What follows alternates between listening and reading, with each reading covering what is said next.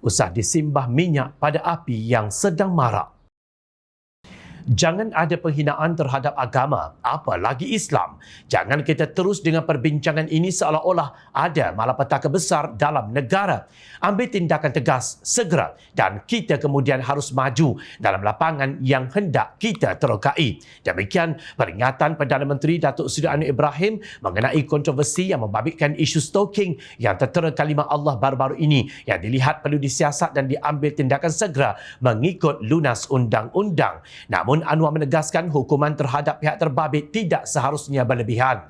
Pandangan saya jelas, ada laporan, ada keterlanjuran, mesti ada tindakan segera. Kemudian keputusan mengikut jalur hukum. Mesti maju terus. Kenapa kita mesti terperangkap dengan isu-isu ini yang berpanjangan? Ada laporan, ambil tindakan. Hukuman pun jangan hukuman yang melampau. Ada orang lakukan kesalahan sebagaimana kita juga melakukan kesalahan. Janganlah seolah-olah macam mendera orang lebih daripada yang sepatutnya, kata Anwar pada majlis berbuka puasa bersama petugas media di Putrajaya malam tadi. Mengenai ahli politik dalam kerajaan yang dilihat bertikam lidah. Mengenai perkara itu, PMX berkata kerajaan adalah demokratik dan percaya kepada kebebasan untuk bersuara secara kritis. Dalam kerangka badan politik yang bebas dan demokratik, tidak boleh diikut sistem walak. Dalam parti yang mengekang pemikiran bebas, ia tidak mengizinkan, kita membolehkan. Ketua Pemuda UMNO Dr. Muhammad Akmal bin Saleh antara yang lantang menggesa KK Supermart diboikot meskipun selepas ditegur 3 Menteri Kabinet. DAP turut menyuarakan rasa tidak setuju dengan pendirian sayap UMNO itu. Justru untuk laporan terkini, Majlis Perbandaran Batu Pahat MPBP membatalkan lesen operasi syarikat Zin Jiancang Senia Berhad, iaitu kilang yang dikaitkan dengan penjualan stalking yang mengandungi kalimah Allah. Menurut hantaran di Facebook, MPBP berkata mereka telah menyerahkan notis pembatalan lesen berkenaan kepada pengarah urusan syarikat terbabit Zin Jiancang Soh Hui San.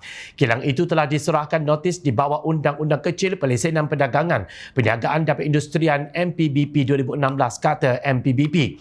Notis itu diserahkan di hadapan Yang di-Pertua MPBP Zahar Abu Sairin disaksikan ahli majlis yang lain.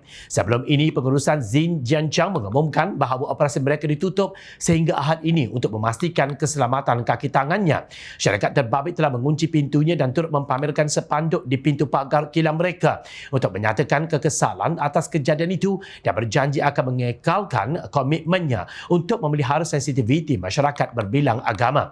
Ia juga berjanji untuk mengekalkan keharmonian dan meningkatkan usaha kawalan kualiti.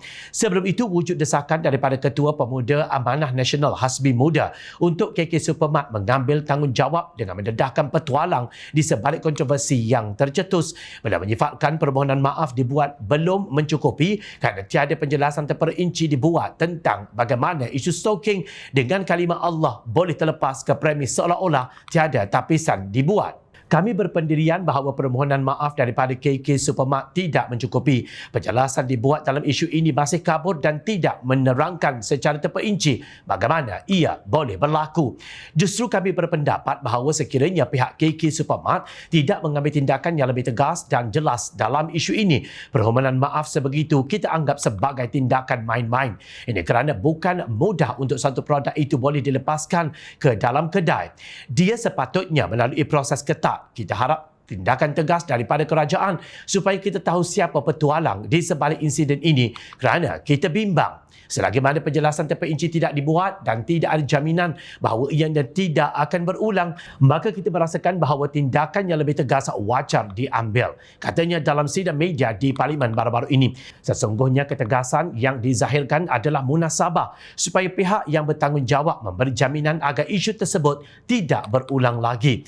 Namun begitu, orang ramai seharusnya tidak keterlaluan dalam mengapi-apikan isu ini sehingga membakar sentimen perkauman dan menyentuh pihak istana.